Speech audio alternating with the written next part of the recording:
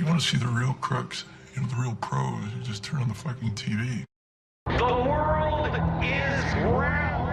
That's a good one, Meg. Unit news begins in the with more international breaking news Casualties in Iraq. There's my kid. Don't tell me how much time I spent helping him. the Prime Minister. Tomorrow morning, 6 a.m. Eastern. So you say no foreign aid whatsoever.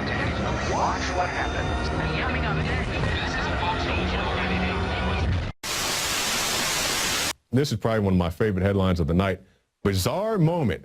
CNN anchors unsuccessfully try to pretend they are not in same parking lot. Well, it's not very bizarre because they do stuff like this all the time. And we'll watch this video right here. You can see, look at the vehicles driving behind. I believe that's Nancy Grace. And look, okay, you saw the red car. Can we scroll that back, guys? All right, you saw the red car. All right, there it goes behind anchor number 1. And here it comes, anchor number 2. And let it keep rolling. You're going to see the same bus drive by. Okay, here comes the bus. There's bus, and there's the bus. So you can see right there, they are in the same parking lot, trying to pretend that they're on different sides of the city or wherever else, trying to pretend like they have a remote. And actually, Alex Jones made a report about this earlier this year, and we're going to re-air it for you right now. These are aerial pictures here in Harris County, Texas. As we have been watching the better part of this last hour, North Harris campus is on lockdown. This is an active situation. We are not showing you live pictures because of what we may possibly see. The corporate state-run media calls anybody that questions the official propaganda that's pumped out by the government and the dinosaur media as conspiracy theorists. And that's just a way to demonize your opposition and to try to get weak-minded people to not investigate the information that the alternative media is putting out. Now, that said, it doesn't mean that everything the government or mainstream media puts out is a lie. I've gotten a lot of criticism for not coming out and saying that Sandy Hook is an inside job. It has some of the telltale signs of being an inside job, but those are the same signs you will see if the government is simply using the crisis, like Rahm Emanuel has famously said, don't let a good crisis go to waste. Here's a clip of that. You never want a serious crisis to go to waste. And what I mean by that, it's an opportunity to do things that you think you could not do before. Now again, in the last month and a half, I have not come out and said that this was clearly a staged event. Unfortunately, evidence is beginning to come out that points more and more in that direction, and we're going to show you that information in a moment. Now, a lot of the tens of millions of video views on YouTube concerning the Sandy Hook hoax surround CNN and what appears to be people who've been coached, people who've been given cue cards, people who are behaving like actors. And we see CNN criticizing all the witnesses from the helicopter and the news crews and witnesses, adults that saw multiple people being detained who were in camo. We're told, oh, those are 5-year-olds saying that. It's a conspiracy theory. When it's not 5-year-olds saying that, it's adults. It's police admitting that, quote, police officers were arrested from other jurisdictions, creeping around the woods. Something serious is going on here. And CNN, over and over again, is at the heart of the fishy things that are happening. Now, remember, in 1990, 1991, when the Gulf War started, CNN would send out their raw feeds to their news affiliates, and on it there was clear blue screens on top the roof of CNN Center in Atlanta with their top reporters claiming they were in Israel under sarin nerve gas attack from Scuds. And later they had to admit quietly, this is on record, we're going to show you some clips, that indeed they were in Atlanta, Georgia, and that they were not being attacked by Scud missiles with sarin gas. CBS News got caught scripting videos as well. And there's a lot of examples of this. So let's go ahead and look at those clips. Yeah. Jesus Christ. I'm starting to get real bothered by all this. You ready?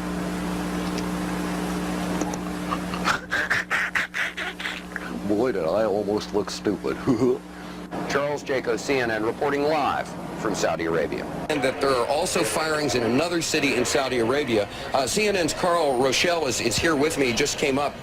Carl, I know we can't be very specific given these restrictions, but within those parameters, what did you see? Well, what I saw, I didn't see anything hit. I looked almost straight above us.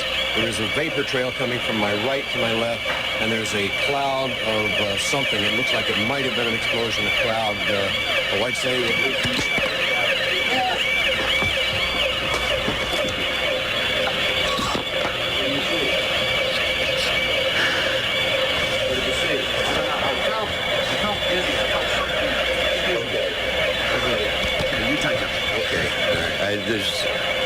My apologies for he's putting on a gas mask.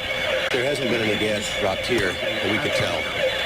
You smell anything? No. You may smell some of the fumes from a missile exhaust going off. The missiles use a rocket, a cordite, some sort of burning. We just heard a little thump just then. But I have to apologize for that. I caught a whiff of something and felt momentarily dizzy. You're more experienced. Now remember, that's only a small portion of hours of raw CNN feed that back in the old days they didn't scramble the big satellite feeds because they thought most people wouldn't have a 12-foot dish to get it. But people did record that, and that's how they got caught with their pants down.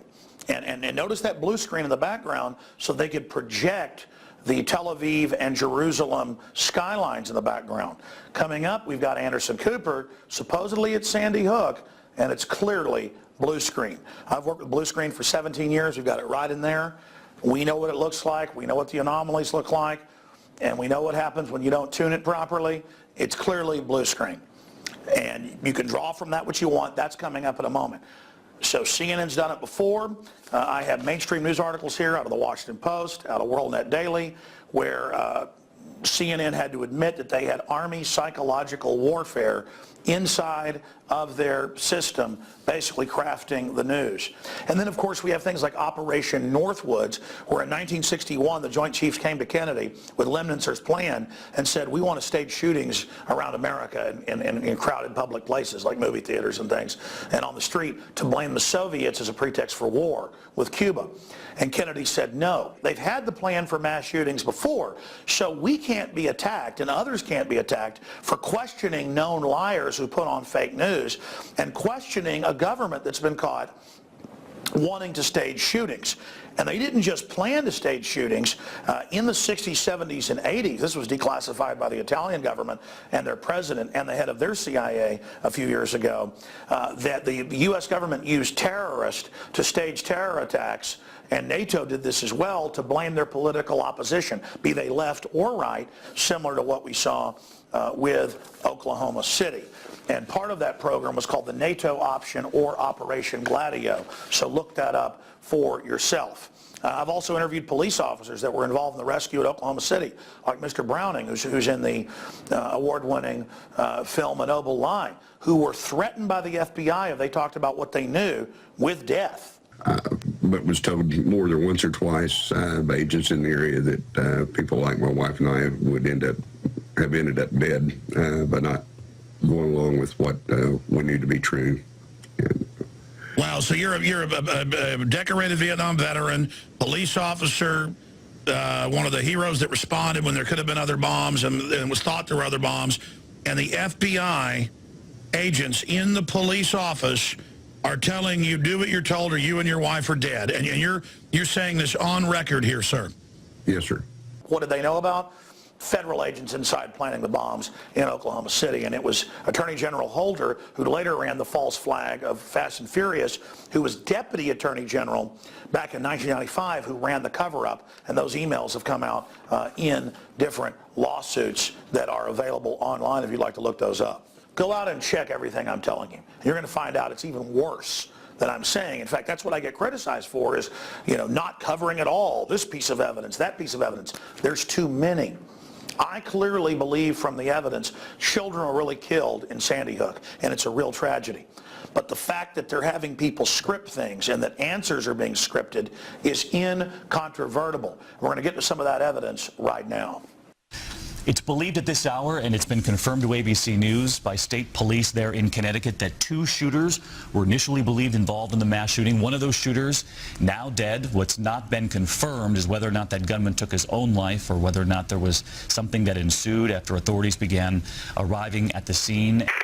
Now, I'm just going to hit a few of the big unanswered questions of Sandy Hook. Just a few. The mainstream media keeps saying conspiracy theorists say there were multiple shooters. Nobody said that but a few poor 5-year-olds who were traumatized. So we go and look, and there's countless adult witnesses. There's helicopter footage. There's police reports. There's video. There's local news accounts saying, oh, it was a tactical officer from a nearby jurisdiction who happened to be hanging out in the woods and wearing the same thing as what people said the shooters were wearing. No big deal, though. Let's just go ahead and ignore that. And that's in the Newtown Bee and other publications. And then, again, we have the newscast saying other shooters and showing people being grabbed in the woods. But we're told we never saw that. Here's a clip. They did walk a guy out of the woods. I saw him walk a guy out earlier with handcuffs. He walked by us and said he didn't do it. It was a grown man. A grown man, yeah. He's sitting in the front of the police car over there now. So, I mean... He didn't have a gun? No, I didn't see any gun. Just had him handcuffed. And he walked by us and looked into parents' eyes and said, I didn't do it. How was he dressed? Camo pants with a dark jacket. Roger. I have reports that the teacher saw 2 shadows running past the building, past the gym, which would be rear... They're shooting. Yeah, we got them. They're coming at me down Cross Point. Come up the driveway left side. That's 6. This is it. One of the big issues out there that has people asking questions is Robbie Parker, who reportedly lost one of his daughters. And people see the photos out there where it looks like Obama's meeting with all 3 of his children and things like that. And when you watch the footage, I know grieving parents do strange things, but it looks like he's saying, okay, do I read off the card? He's laughing, and then he goes over and starts basically breaking down and crying. So let's show that clip. Family is there, and they're getting ready to come to the microphone, so we'll listen in. Okay.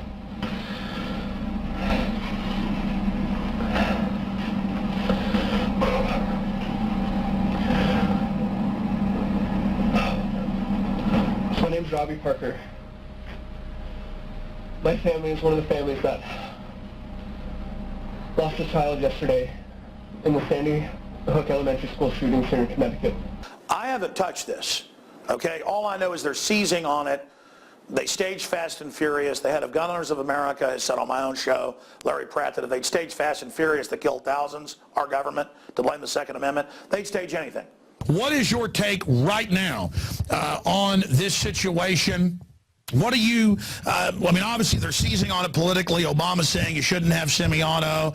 We're seeing Michael Moore, all the usual suspects. Bloomberg's telling police to go on strike. We're going to cover all those points. But what does your gut tell you? Now, we have to admit that maybe this is something that our government is capable of, because this is only 12 people murdered.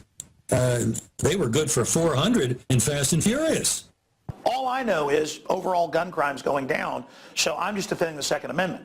But people are pointing this out. I didn't cover it until last week. They had the Lone Star College gang-related shooting where 3 people were shot, thank God not killed. And CNN kept saying, we're not going to show you live feeds because of what you might see. We're going to show that in a moment. And I was watching the local KHOU and getting to see what people were actually saying. And so that's a big deal in news when they start deciding not to show you helicopter footage because of what you might see. Another school shooting. These are aerial pictures here in Harris County, Texas, as we have been watching the better part of this last hour. North Harris campus is on lockdown. This is an active situation. We are not showing you live pictures because of what we may possibly see. As a result, we are showing you delayed tape pictures as police, SWAT, FBI now... This is the same CNN that staged Scud attacks that their people were supposedly under with a blue screen. Now, ladies and gentlemen, the finale. I saw this footage where Anderson Cooper turns He's supposedly there at Sandy Hook in front of the memorial, and his whole forehead and nose blurs out. I've been working with blue screen, again, for 17 years. I know what it looks like. It's clearly blue screen. Clearly. And I thought, that's got to be somebody's doctored YouTube. There's no way. We went to CNN, found a link where the whole interview had been posted. It's been removed. Oh, by the way, just like some of the earlier clips, like Robbie Parker, have been removed. I forgot that. So I'm thinking, okay, they took it down. Let me go to archive.org, which is a respected group that puts the archives up, and I found it all unedited right there, exact same footage in high def. And we're going to show you a clip of that right now, full size, and then we'll enhance it and blow it up. All right, folks, again, when we see these anomalous clips, we actually do our best to go to the source. And the best we can tell, they did post the entire interview after they did it on CNN.com, but it's been removed. But we went to Internet Archive, highly respected archive.org. This is not some, quote, conspiracy site. This is archive.org. They've got an unedited entire interview in 10-minute chunks. That's how they do it. So here it is at the very beginning of this chunk where his nose disappears, and we have blue screen here. It's clearly blue screen. Is there anything else you want to say? Is there anything else you want to say?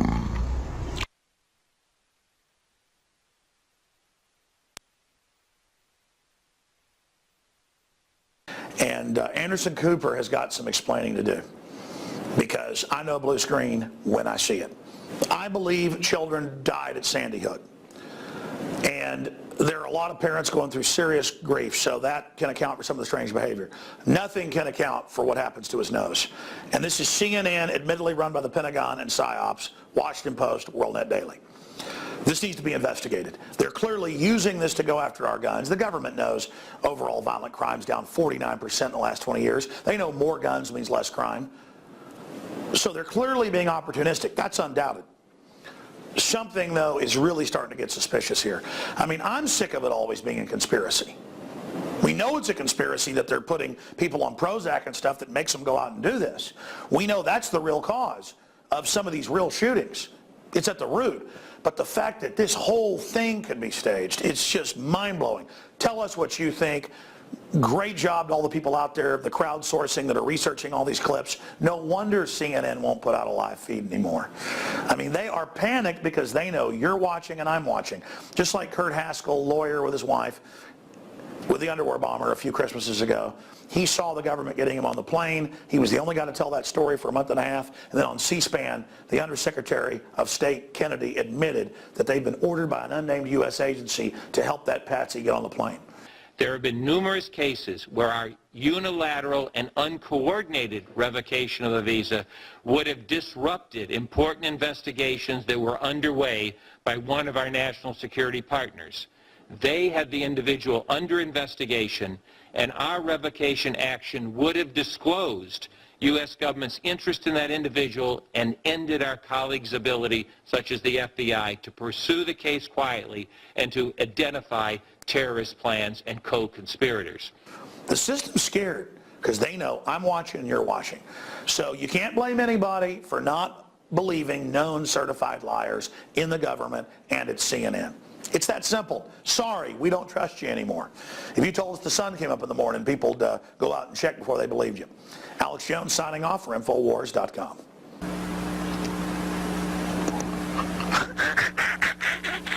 Boy, did I almost look stupid.